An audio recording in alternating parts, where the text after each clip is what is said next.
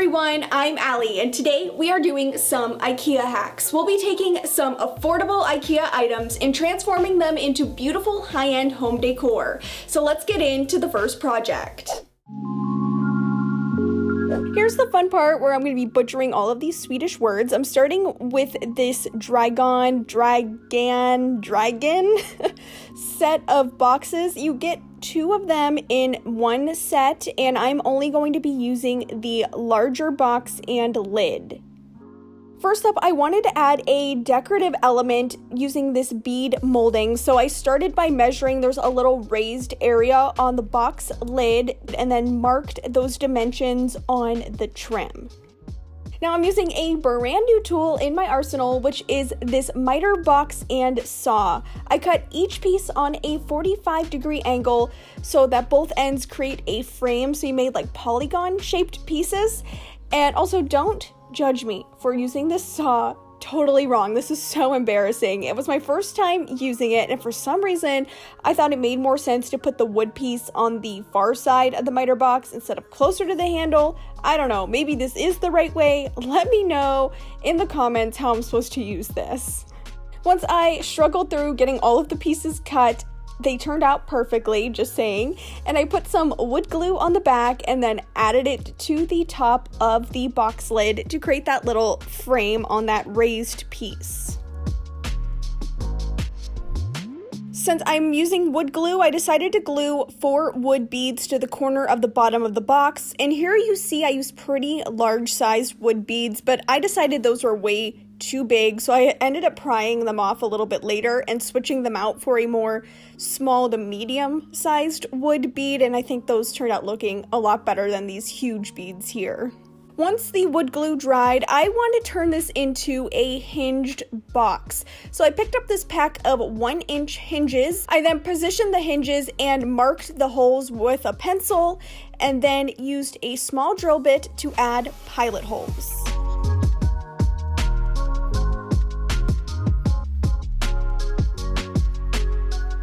I then just used the screws that came with the hinges and a screwdriver and attached the hinges to the box. Now this could totally be an optional step, but I filled in the gaps around the trim and the little cracks and crevices with some wood filler. I just used my finger to apply it, and I used a paper towel to wipe off the excess to make sure it really just got into all those little nooks. And once the wood filler dried, I just used some fine grit sandpaper to clean up any of the rough edges. So at first I thought I was going to just leave this box right here, but I decided to take it a little step further, and I'm glad I did. I watered down some white chalk paint to create a whitewash, and I brushed it all onto the box. I worked kind of side by side, or like section at a time.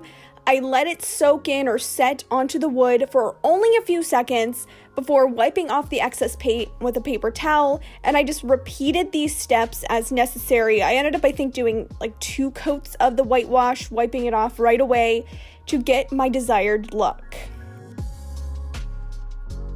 And finally, once the paint dried, I'm adding a latch to the front. And by the way, all of the supplies I'm using for these DIYs are linked down in the description box. And I think just adding this little latch really elevated this project.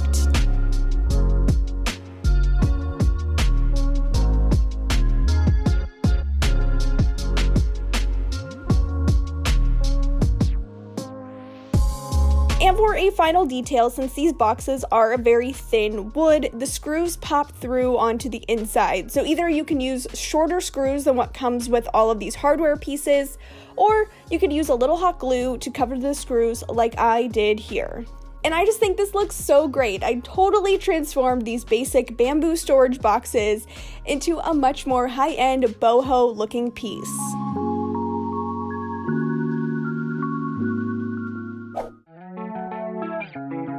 Let's do a super easy project next. I'm using 2 of these Sanela throw pillow covers. However, you can use any 2 pillow covers as long as they have the same shape or are within the same collection and are 2 different colors. and I'm going to turn them into a really cool color-blocked pillow. So using a ruler and a white pencil, I marked 2 points on the edges and then connected them into a nice straight diagonal line. And as you can see here, I did kind of move around the ruler a little bit and adjusted where I put that line to get exactly the position I wanted. So I set aside the zippered end and then placed the top half of the navy cover onto the top of the cream pillow cover, and I just used that as a guide to cut out the cream cover. Bringing both pieces back in, you want to make sure to keep the zippered half inside out, and then the top half you want it to be flipped right side out. Then you're going to tuck the top half inside the bottom half so that the right sides are together and they can be lined up along their diagonal cut line. I made sure to line the smaller cream corner up with the longer edge on the blue, and then vice versa on the other side, and then I just pinned all the way around the perimeter of the pillowcases like so. Finally, sew all the way around the pinned edge. I used my sewing machine because, as I've said here a million times, I hate hand sewing. I do not have the patience for it. But if you don't have a sewing machine, you could totally hand sew this pillow and it would turn out just as great. I only would not recommend using glue because I don't think you'd get a nice clean straight line. I absolutely love how this pillow turned out, and you could even make a second one using the opposite pieces, but I'm gonna just save those in my fabric stash. Okay, this next DIY has to be one of my favorite DIYs I have ever made. I'm turning this weaving into a beautiful piece of wall art using the Hofstra frame. Now, since weaving is a very involved and lengthy process, I actually posted a video a couple days ago where I used an IKEA Lustigt, I think, loom from the toy section. And you just have to see how easy it is to start weaving. I show you how to use the IKEA loom, including 3 of the most basic weaving techniques, so it's a must watch. After you're done watching this video, go check that one out. I'll put a card on the screen and a link in my description box. So with that weaving complete, I took the Hofstra frame and took the back out of it. I chose this frame because it's almost like a shadow box where you can kind of choose how far forward or backward the art is placed within the frame. So I traced the back out on some poster board that I had left over from a previous project and cut it out.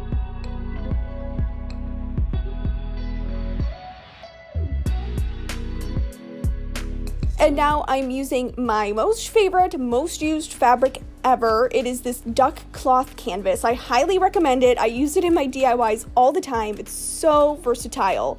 I just cut it around the poster board, leaving about 1 inch on all sides. I snipped off the corners just to make it easier to fold over the fabric, and I used hot glue to adhere it to the poster board. Now, going back to my weaving, since I didn't do anything fancy or special to finish off the header and footer strings, I just used some hot glue to secure them in place to make sure they're not going anywhere.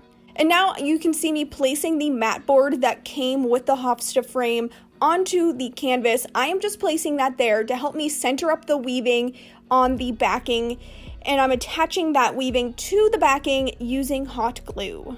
And if you're enjoying this video so far, go ahead and give it a like. This really helps me out to know that you want to see more IKEA hacks videos in the future.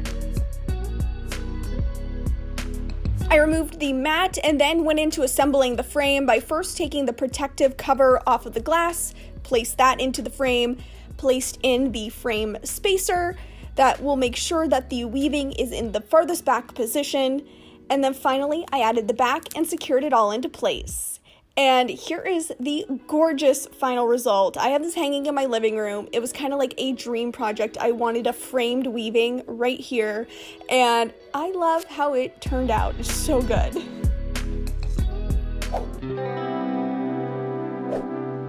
Here's another super simple project. I wanted to add a little extra flair to this ingrun blanket.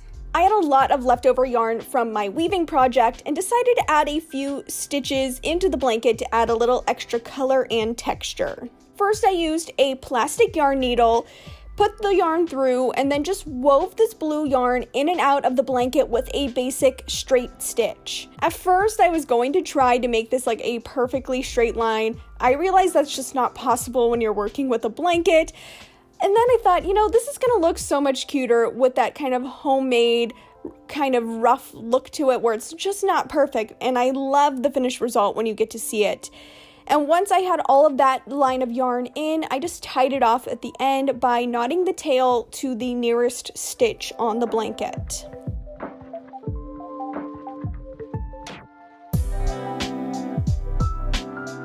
Next, I took some cream chunky yarn and decided to do a zigzag pattern. So I started bringing the yarn up from the back, and then I made the first diagonal stitch, brought the yarn back through the blanket, and then did a teeny tiny little stitch on the back to bring the yarn through the front, and then did the downwards diagonal stitch, brought it back through the blanket with a teeny stitch again, and just repeated that all the way across the blanket.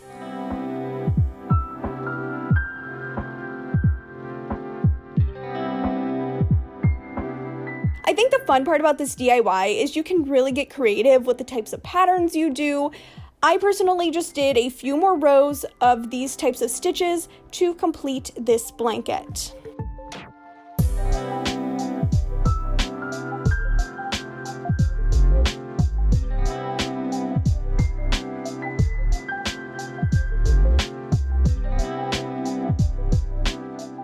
And if you've made it to this point in the video and you're not already subscribed yet, go ahead and hit that subscribe button, turn on the notification bell so you can join this amazing community of creatives that's growing here on Actually Alli. And if you're looking for even more DIY home decor inspiration, I'm putting a couple videos up on the screen now.